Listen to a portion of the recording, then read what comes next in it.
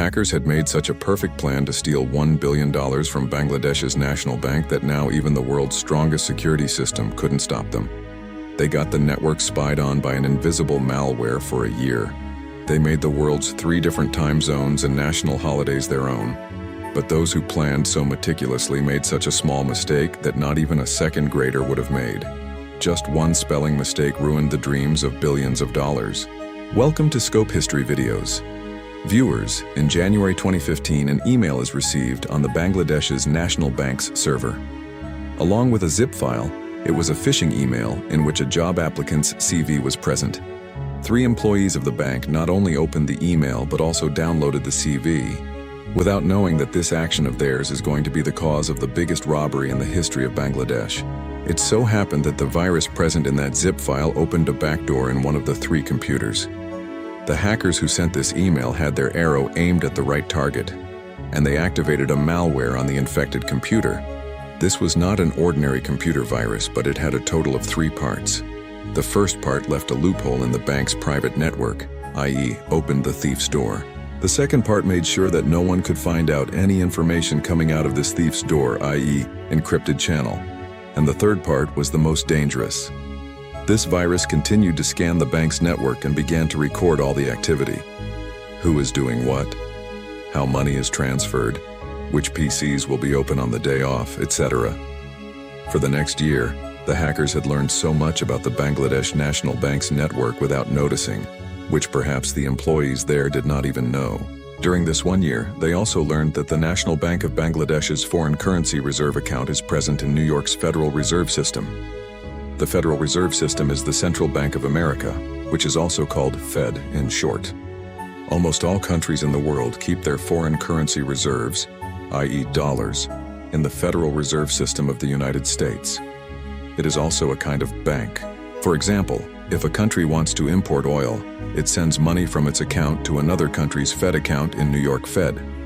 The hackers had learned that Bangladesh's billions of dollars are in Fed, but to transfer money from here, banks around the world use a special system called SWIFT. This is the world's largest international bank transfer system. You can think of it as a kind of WhatsApp, but it is not for ordinary people, but only for the national banks of the country, with the help of which billions of dollars are sent from one country to another. Now the hackers had learned that if they wanted to steal $1 billion from New York Fed, they would have to reach this SWIFT software. After entering the Bangladesh bank's network, the hackers' next mission was to find the computer from which the SWIFT software is run, so that they can control the computer and withdraw money from the New York account. But the hackers only hacked the Bangladesh bank's network, not the New York Fed or SWIFT system. SWIFT is a very secure system because it handles the most sensitive payments in the world. But like every computer system, it also had a weakness, and that was human error. The hackers finally found the computer in the Bangladesh bank's network from which the SWIFT transfers were authorized. Instead of directly hacking the SWIFT system, they started keeping an eye on those computers. The hackers monitored for months how the bank employees log into the system, type orders and verify them. Now the hackers had learned how to disguise themselves as bank employees. But just running the system was not enough. The real task was to erase their marks and not be caught after the incident. For this, they made a punch to the old transfer records of the bank and started studying them properly. They saw how the bank usually looks when it makes big transactions. They understood all these details so that when they make the biggest robbery in the world, the system would think that this is an ordinary daily transfer. Now they had control of the computer and a solid plan. But here they showed another smartness. They thought that if they try to transfer $1 billion at a time, there may be a danger somewhere. Because for such a big amount, some extra authorization can be required. So the hackers decided to divide this big robbery into small installments. About a year before the robbery, in May 2015, 5 accounts were opened in the RCBC Bank in Manila, the capital of the Philippines. Only $500 was deposited in each account, and then these accounts remained silent for a year. We don't know the exact number, but 5 in the Philippines and 1 in Sri Lanka were opened, and all these accounts were opened in the wrong names. By February 2016, the hackers had said everything. They had access to everything through which these incidents were to be carried out. February 4th, 2016 was a Thursday. At night, when the bank employees had gone home, the hackers entered the Bangladesh bank network for the last time. They accessed the account of the Bangladesh bank in the New York Federal Reserve Bank and sent a total of 36 transfer requests, one after the other. The total amount of these 36 transactions was $951 million. That is a little less than $1 billion. If there was a masterstroke in this whole plan, it was the timing of this robbery.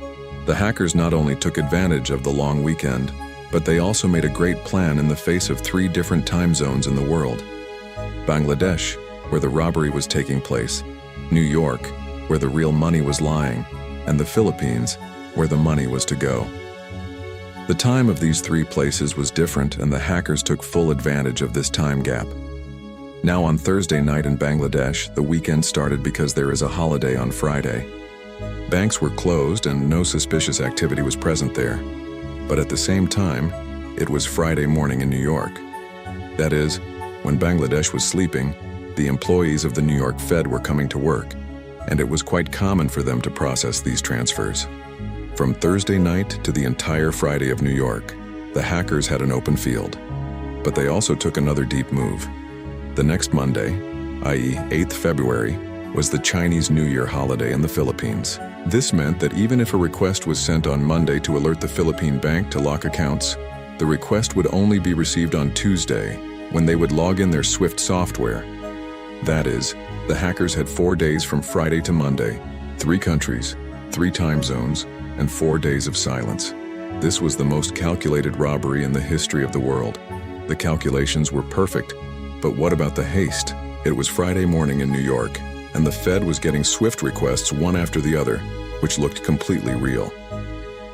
The Fed started processing these transactions. Lakhs here, lakhs there. The money started flowing into different accounts of the hackers like water. One of these transactions was worth $20 million, which was to go into an account in Sri Lanka. Such a large amount was for a small charity foundation, but the Fed did not doubt it. They approved the request, and the money left for Sri Lanka on the way to Germany. But on the way, a human error turned the whole game around. While writing the name of the foundation in the account title, the hackers wrote the name of the foundation by mistake. That is, the word for foundation was missing. And this mistake was not made by the Fed, but by the bank in Germany, from where the transaction was routed. The bank in Germany wrote back to the Fed that something was wrong.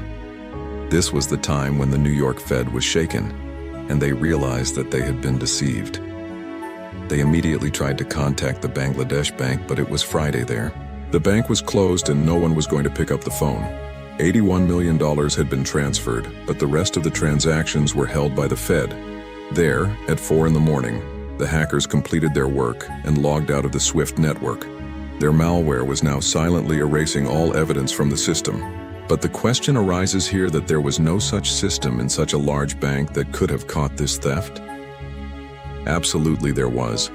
There was an HP LaserJet printer in the corner of the Bangladesh bank office whose job was to print all the Swift transactions. Whether it was a holiday or not, this printer printed every incoming transaction. But the hackers also knew about this printer, and they also hacked it in such a way that it would print, but would only print blank paper. An employee was assigned to this printer, who had to keep an eye on incoming transactions even on holidays. When he saw the blank prints, he thought there was a glitch and left the work on Saturday without investigating. On Saturday morning, there was no less than a disaster for the Bangladesh bank officers. On one side, the printer was printing blank paper, and on the other, the Swift system was also locked. When the system opened after a lot of effort, the ground under the staff's feet came out. One by one, the New York Fed filled up the red flags and warnings. But it was too late by then. The hackers sent a total of 35 requests, of which only 5 were approved. That one spelling mistake, which stopped $20 million from going to Sri Lanka, also put the remaining $850 million in doubt. But what happened to the $81 million that had gone to the Philippines? The story gets even more interesting from here. As the hackers had already guessed, just before Monday, the Bangladesh bank sent a stop payment message to the Philippines RCBC. But there was no response from then on. Why? Because there was a Chinese New Year holiday on Monday. As soon as the bank opened on Tuesday morning, Cash was withdrawn from those 5 accounts when they received the Bangladesh SWIFT message after the system was opened. Here all the doubt went to the bank manager of the RCBC that he deliberately withdrew the cash before opening the SWIFT system. That too from those 5 accounts in which there had been no transaction for the past year. To launder this money, big casinos in Manila were supported. The money was converted into chips in the casinos and it was sent to Hong Kong. The news of this robbery spread all over the world. There have been many investigations and court cases in the past few years. The investigators had a lot of doubt on the manager of the RCBC bank, who gave permission to withdraw cash despite the stop payment message. Later, the court held the manager responsible for various money laundering cases and sentenced him to 7 years in each case. Today, 10 years have passed since this incident, but neither the hackers nor the $81 million were found. This incident had put the Bangladesh National Bank in a strange situation. On the one hand, he was sad to lose $81 million, and on the other hand, he was happy to save $850 million due to a spelling mistake. I hope Scope History video like and share. Thank you very much for your loving comments. See you in the next great video.